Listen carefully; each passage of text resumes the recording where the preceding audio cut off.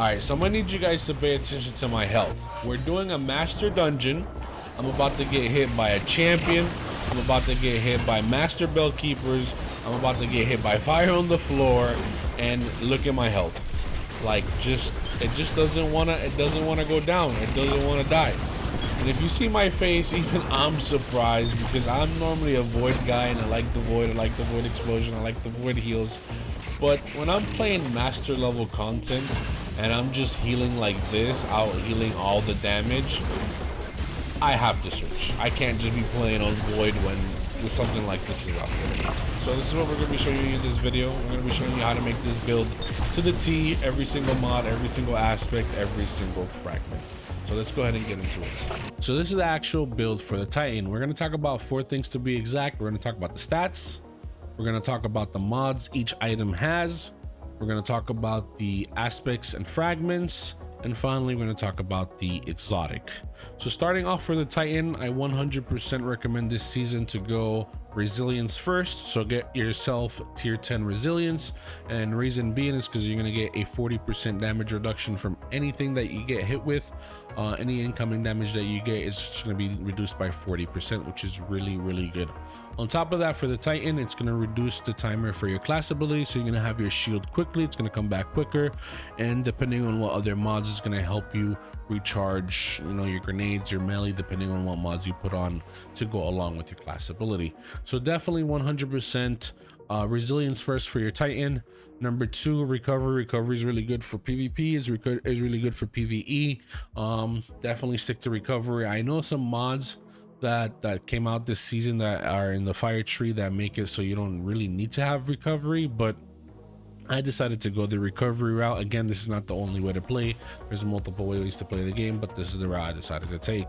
And then finally, after going resilience, recovery, I went ahead and went intellect. Normally I would go discipline, but just, you know, for the fact that I'm doing the specific build, I went ahead and went intellect. After intellect, I went ahead and left over discipline. So again, resilience, recovery, intellect, then discipline. So that is it for the stats for the Titan. So moving on to the mods and what every single piece has, starting off with the helmet, we have double hands on.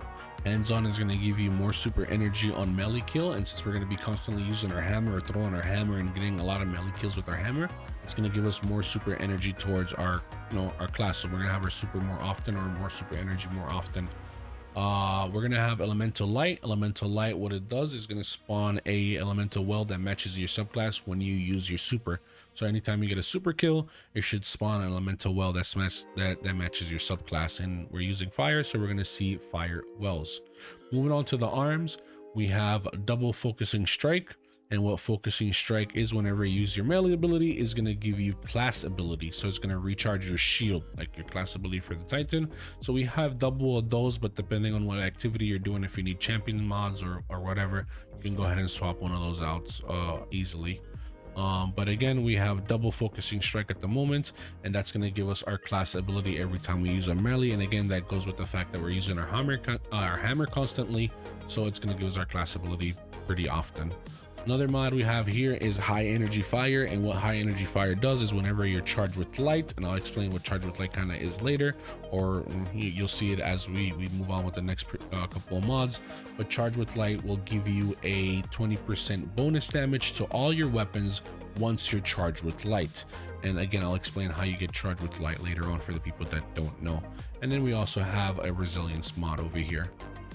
Moving on to the chest. For the chest, we have on another resilience mod. We have on armor of the dying star, and for the people that don't know, I think this reduces damage by 30%, I believe it is. So it's going to reduce damage by 30% from solar, and it's going to reduce damage by 30% from void, on top of the 40 for having 100 resilience. So this is, you know, supposed to add, so you're gonna, you know, have a lot of defensive perks or defensive mods that are gonna help you stay alive. You can switch one of these out with sniper damage resist or melee damage resist, depending on what you're having trouble with. because these have diminishing returns, so they don't give you, you know, double 30s or whatever. So you're not gonna have 65 having two of these. You have diminishing returns. I don't know the exact numbers, but again, if you feel like you're having any trouble from any other damage, you can switch those out from these. The next mod we have is Elemental Charge, and what this does is you're gonna get charged with light whenever you pick up wells. So like I said earlier, we're using this mod called High Energy Fire, and this mod is you're gonna get 20% damage whenever you get charged with light. How do we get charged with light? According to this perk, whenever we pick up wells that I think matches our subclass, yeah, it says it right there. Elemental wells that matches your subclass, you gain 2 stacks of charge with light. So we're getting charged with light with this mod. So that's going to help us with our previous mod to get that 20% bonus damage. Moving on to the boots, the mods that we have on the boots is another resilience mod. Again, like I said, we have this on every single mod piece. We have on recuperation, and this is whenever you pick up an orb, is going to start healing you. So that's good whenever you're weak and, you know, teammate makes an orb or you make an orb, or whenever you see an orb and you're dying, walking over an orb is going to start healing you. And not only walking over an orb is going to start healing you, but it's also going to give you grenade energy. I could switch this up for another, I don't know, it could be any other specific mod that I want, but for now, getting my grenade back is not a bad thing at all when I pick up orbs as well. The next mod I have is Explosive Well Maker, and since we're going to be using our hammer constantly, and it's a fire ability, and it's going to be making like little explosions and burning stuff and killing stuff, and just using the hammer constantly, it's also going to make wells. So just killing stuff with my grenade, for killing stuff with my melee, maybe even I think using your super back to back because it's constant as explosion, you're gonna be making wells on top of the fact that I have another well mod that's coming up next. So we're making wells for constantly using our hammer and, you know, blowing things up. The next mod that I have on, this is depending on if I have on a shotgun or not, but it will also reload my shotgun. Sometimes I'll be using tractor cannon and I don't, you know, I forget to reload it and I just need to use it like once or twice. So I'll shoot the tractor cannon once or twice and then I'll put it away, and then I'll have this mod and I'll just reload those 2 bullets and then I'll already come back to a full tractor cannon. A lot of my shotguns have auto loading, so I don't need to reload them, but this is specifically for whenever I'm holding the tractor cannon. Again, interchangeable, you can switch that up for whatever you want. So moving on to our final item regarding the mods, and that's our class item. We have another resilience mod. We have a outreach mod, which reduces the melee cooldown whenever you use your class ability. Since we have 100 resilience, that's going to make our class ability, I think, come down to 11 seconds or 10 seconds, something like that, pretty big. I think it's 11 seconds. So every 11 seconds, we'll be able to get back our melee ability if we lost our hammer. Or again, we can switch this up depending on what activity doing or what activity we need to do. One mod that I really think is extremely important is the 1-2 finisher. And since you're going to be using your hammer a lot, there's going to be times where we're going to make this hammer just disappear. Somehow you're going to throw it at something, it's going to go off the map. Somehow you're going to throw something, it's going to bounce, it's going to go off the map. Somehow you're going to miss, you're going to chuck it off the map. Many things, you're just going to sometimes lose it. It's just going to hit something, bounce somewhere, and it's just going to disappear on you. And the second you lose your hammer with this build, believe it or not, you're not useless, but it's going to take away a lot of the fun of the build. It's going to take away a lot of the survivability of the build. It's going to take away a lot of what the build kind of goes around of. So losing your hammer is extremely bad thing with this build, because you're just going to be kind of useless. Or it's going to, like, again, it's going to take away a lot from the build. So whenever you do lose your hammer, you know, since we have a lot of these double mods earlier where, you know, it gives us back our super, we're going to constantly have our super for using our melee. And if in one of these melees we lose our hammer, all we have to do is weaken an enemy, do a finisher, and then we get our hammer back. I promise you, this is so useful. There's many times where I chucked my hammer and I don't have a lot of rechargeability for my melee, and now I'm waiting, like, you know, a minute and a half, whatever my melee is, my minute, what's my cooldown? A minute and 30 seconds. So I'm waiting a minute and 30 seconds just for my hammer to come back. So this, I promise you, is going to be very useful to have whenever you do a finisher and you don't have your melee. It's going to give you back your melee, which is your hammer. And then the next thing we have is Melee Well Maker. Since we're going to be using our hammer a lot, and that's our melee ability, we're gonna be constantly making wells for us. And since we're on solar, it's gonna be solar wells. And like we said earlier, whenever we pick up solar wells, it's gonna charge us up. And why do we want to be charged? Because it gives us a 20% damage to our weapons. So we're constantly healing, we're constantly boosting our damage, and we're constantly just staying alive and doing a lot of good damage. But moving on to the actual aspects and fragments of the build, the only really few important things is the aspects and maybe one of the fragments. But again, going over the aspects, we have Roaring Flames. Roaring Flames, what's going to do for you, it's going to boost the damage of your melee, it's going to boost the damage of your super, it's going to boost the damage of your grenades if you have it ×3. So make sure whenever you're using your abilities, whenever you're using your hammer, make sure you're at ×3, because that's when you're going to have the most damage, or at least build it up so you can have the most damage. On top of that, it's going to give you a melee for your melee. I don't know how to explain it, but let's say if you lose your hammer and now you're melee-less, like you don't have a melee, you're empty, but you have Roaring Flames on from a grenade, or you have Roaring Flames on from, you know, your other abilities, however you get it, you're gonna have a charged melee.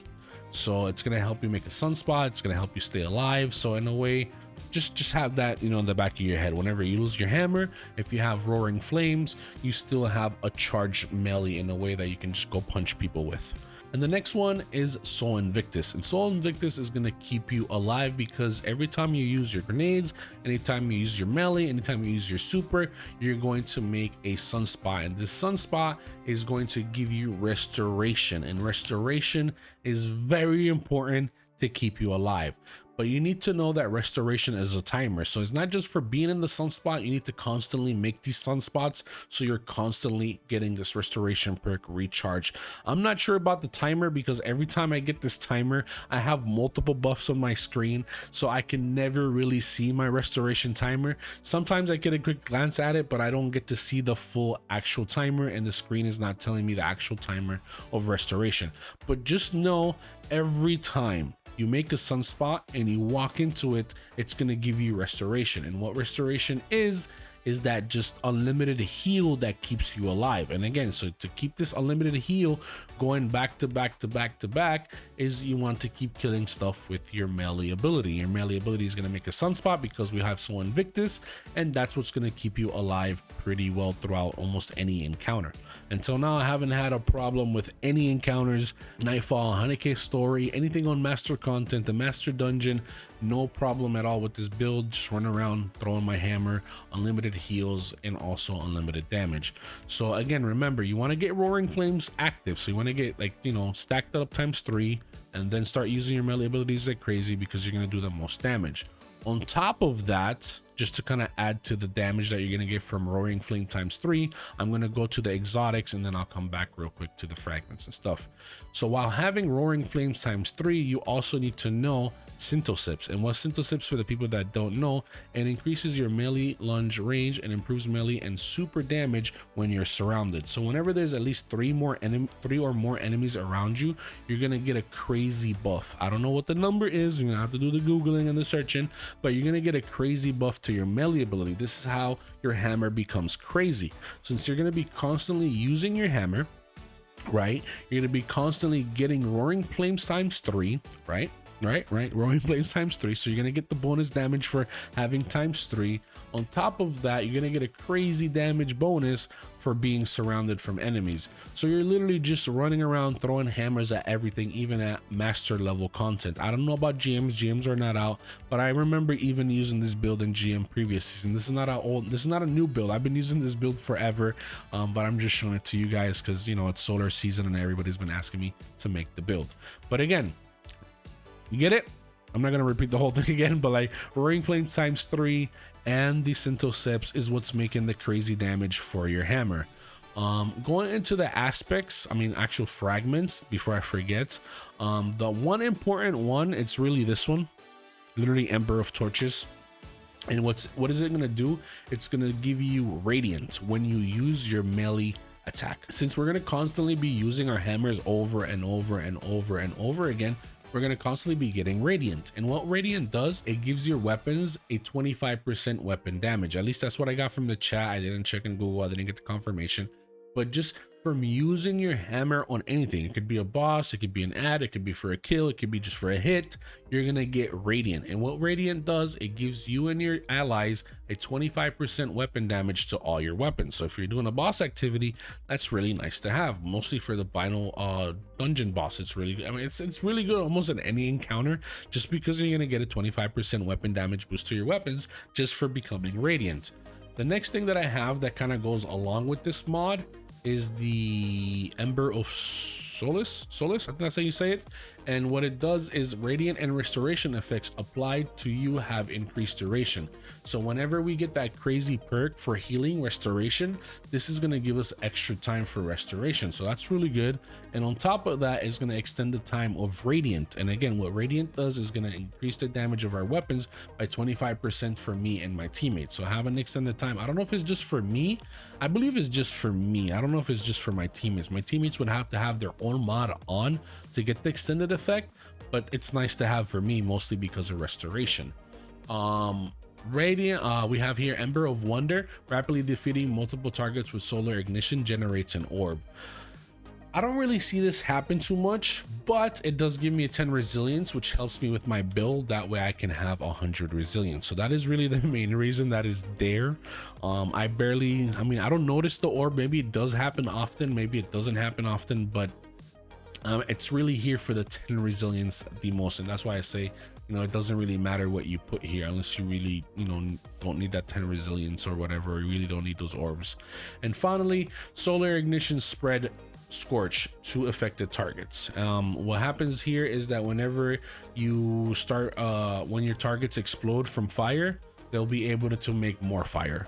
So instead of them just blowing up and just doing nothing else, they're just gonna burn other enemies, and you add more scorch, and the more scorch they have, they get ignited, and when they get ignited, they blow up, and on and on and on. So sometimes it can have like a crazy chain reaction of like just fire everywhere. So it's just there as for damage in a way. And I guess this matters for the people that, you know, don't have it. We have Rally Barricade, we have Strafe Lift, we have Throwing Hammer, and we have Termite Grenades. And that is the build.